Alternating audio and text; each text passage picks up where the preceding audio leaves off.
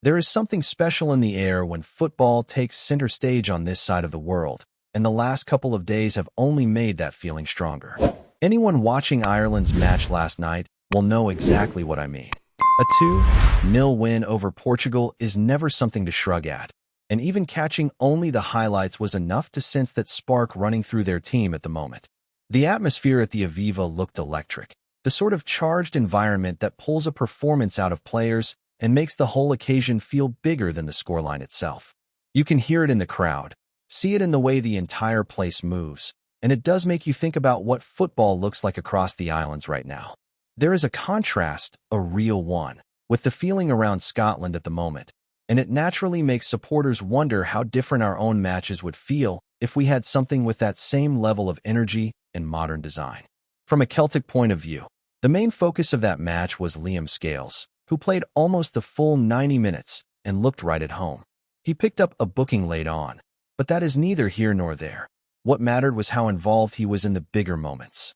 His assist for the opening goal showed real awareness, timing his jump perfectly and putting the ball exactly where it needed to be for Troy Parrott to finish it. What stood out even more was where he played. Ireland used him as a left wing, back in a back five, a role that demands energy, defensive focus, and the ability to break forward when the moment calls for it. He had a shaky start trying to manage some of the pace and skill down Portugal's right side, but once he settled, he grew into the match and looked confident. It is always interesting to see how national teams use Celtic players because it sometimes hints at what they could offer back at the club if a manager wants to try something slightly different. With the injury situation at Celtic, there is every chance Scales becomes the natural option on the left for the next spell of matches. Hayato and Amura are options as well, but the sense around the squad suggests Scales might get the nod more often, especially after showing he can handle big games in a demanding position. Johnny Kinney did not get onto the pitch, but even being part of that kind of international night will do him good. Experiences like that add layers to a young player's development, even when they are sitting on the bench. Domestically, the story is entirely different, because for once there is no match this weekend to prepare for or react to. Instead, the entire conversation has shifted to the managerial hunt, which continues to move at a snail's pace. Normally, by this point in a search, supporters would have a clearer idea of which direction the club is taking, but right now everything feels stuck in a holding pattern. The truth might simply be that the club has not fully decided yet, and that creates this odd limbo where everyone is looking for signs that are not quite there. It has been suggested that a few internal figures are taking a leading role in drawing up the shortlist and sounding out possibilities, which may explain why things are more methodical and less public than some supporters expected. The one name that has lingered more than any other is Wilfried Nancy. His season in the United States recently ended, and he held a press conference over there where he was inevitably asked about the growing talk linking him with Celtic. He kept things tight, refusing to address the rumors directly and insisting that he was only there to speak about his team. It was not a denial, but it was not confirmation either, and that gray area is exactly what keeps speculation alive. His club back in the United States made their own comments, confirming he is under contract and that preparations are already ongoing for the next season, but also acknowledging that football never offers guarantees about the future. That sort of response always fuels the conversation because it hints at possibilities without ever spelling them out. If Celtic were to push for him, there would be complications. Managers under contract need to be negotiated for, which automatically makes the process more expensive and trickier. It is unusual for Celtic to go after a manager already in a job, though it has happened before. Most of the names linked in the early stages of this search are employed elsewhere, which adds another layer of complexity at a time when supporters simply want clarity. Some of those names feel unlikely for practical reasons. Others feel unlikely because they have made it clear they want to stay where they are. That narrows the field, even when nobody officially admits it. All the while, the club edges closer to its annual general meeting, scheduled for next Friday. That date acts as a sort of invisible deadline in the minds of supporters, who wonder whether the board will want a new manager in place before facing a room full of shareholders and answering direct questions. It could go either way. Having a manager appointed might calm some nerves and reduce the number of difficult questions aimed at the board, but leaving the appointment open might actually shift attention away from deeper structural issues those meetings often highlight. Either scenario would fit Celtic, because the club has never been predictable in how it handles these moments.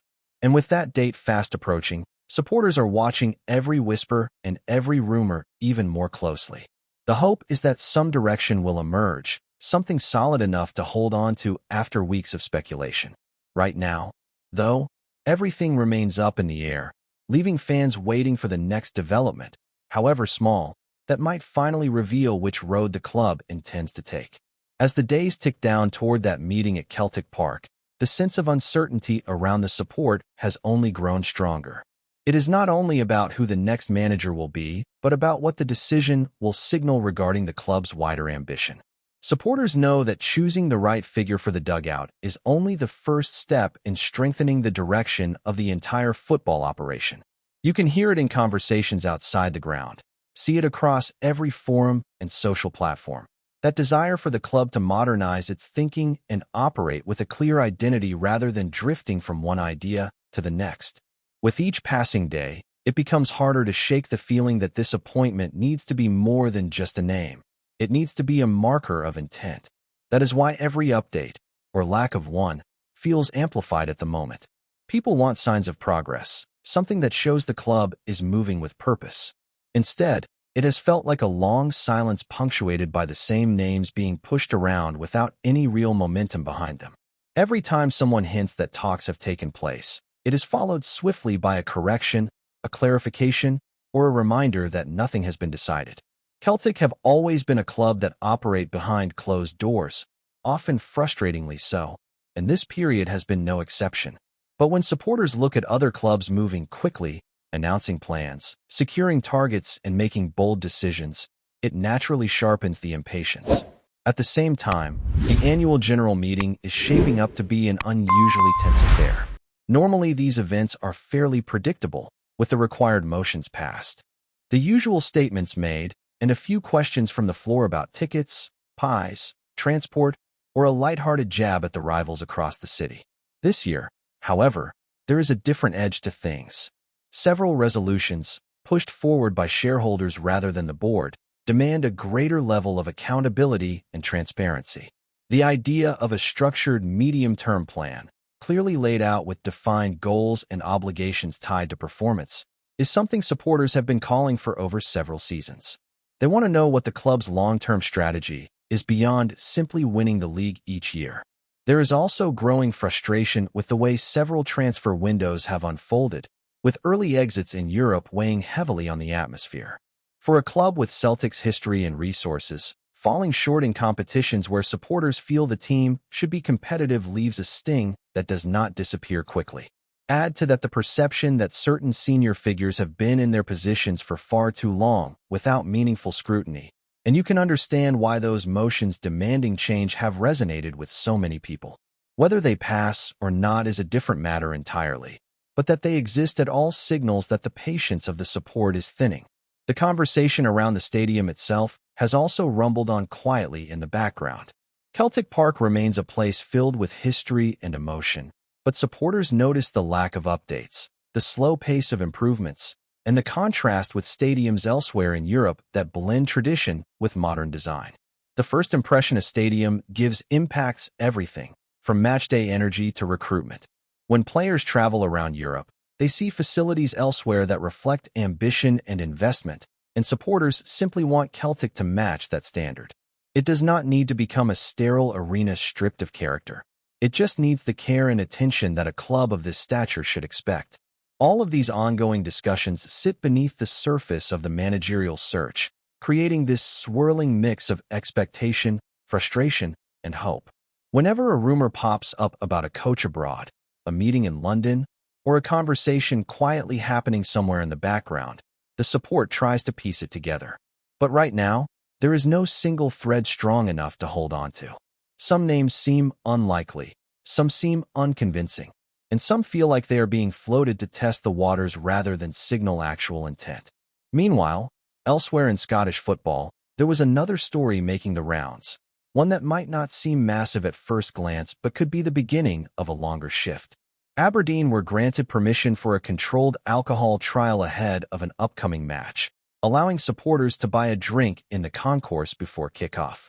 It might seem like a small step, but considering alcohol has been banned at stadiums in Scotland since the early 1980s, it is the sort of incremental move that can open the door to bigger changes. Supporters in England, Germany, and elsewhere have long enjoyed more relaxed rules that add to the matchday atmosphere without descending into chaos. The trial at Aberdeen comes with the usual restrictions: no alcohol during the match, no view of the pitch while drinking, tight control over where and when it can be purchased. But even that is a sign of something shifting. Lower league clubs had tested similar arrangements over the summer, but seeing it approved for a top-flight match is a different level of significance. Whether this leads to wider adoption remains to be seen, but it does prompt the question of whether Scottish football is ready to reconsider rules that have remained unchanged for more than 40 years. There is a recognition among supporters that modernizing the matchday experience does not mean compromising safety. It means understanding that football supporters are, by and large, responsible adults capable of enjoying themselves without the scenes that led to the original ban decades ago. And for a club like Celtic, where tens of thousands flood through the turnstiles for every home match, the idea of eventually having a well-managed setup, whether that is in the concourse or a fan zone outside the ground, feels more like aligning with the rest of Europe than breaking new ground. So much of what surrounds Celtic at the moment comes back to the same idea: the desire for a club of this scale to operate like a club of this scale. Whether it is modern facilities, an ambitious strategic vision, clear leadership, or a manager chosen with long-term direction in mind, supporters want to feel like each part of the club is moving forward with purpose. Right now, the uncertainty makes everything feel twice as heavy, and each day that passes without clarity simply heightens the anticipation. As the week ahead approaches, all eyes remain fixed on what Celtic decide to do next. The next update, whenever it arrives, has the potential to shift the entire tone around the club. Every supporter is waiting for that moment where the picture becomes clearer and the path finally appears in front of them. Before we proceed, subscribe to our channel and enable notifications to receive all exclusive news about Celtic FC. Don't miss any details about your favorite team. It's extremely important for Celtic FC fans. In what is already sending shockwaves through Scottish football circles, whispers around Parkhead suggest that Celtic have quietly pulled off a move that few saw coming. Sources close to the club hint that Callum Hudson-ODOI, once a rising star at Chelsea and more recently plying his trade at Nottingham Forest, could be donning the famous green and white hoops sooner than anyone expected. The mere mention of Hudson-Odoi's name in connection with the hoops has tongues wagging from Glasgow to the Highlands. Fans have taken to social media, half in disbelief, half in giddy anticipation, debating what the young winger might bring to a team that has been hunting for genuine pace and creativity on the flanks. With his reputation for electrifying runs and eye-catching skill, Hudson-Odoi is exactly the kind of player who can turn a midweek grind into a spectacle, something Celtic supporters have long craved. Insiders whisper that negotiations were conducted with characteristic discretion, with both clubs keen to avoid the usual media circus. The Forest faithful, meanwhile, are said to be resigned to the prospect of losing one of their brightest talents, though murmurs suggest that the player himself is intrigued by the challenge of Scottish football, a league that has been quietly gaining reputation for high-intensity matches and passionate support. Scotland's football pundits are already speculating wildly. Could Hudson-Odoi be the missing piece in Ange Postecoglou's tactical puzzle? Or is this simply another short-term splash designed to excite the fans? The Hoops dressing room, according to murmurs, has reacted with cautious optimism, with senior figures reportedly impressed by the youngsters' professionalism and determination to seize new challenges. While no official announcement has been made, the buzz is undeniable. Cafes, pubs, and online forums alike are alive with chatter. Celtic might just have pulled off one of their shrewdest moves in recent memory. As the rumors swirl and anticipation builds, one thing is clear: the prospect of Callum Hudson-Odoi in green and white has reignited a spark in the hearts of fans, and the Scottish Premiership may never look quite the same again. Hello, fan. Don't forget to like and subscribe to the channel, as it means a lot to Celtic FC. Also, share your opinion about the news in the comments below. See you in the next video.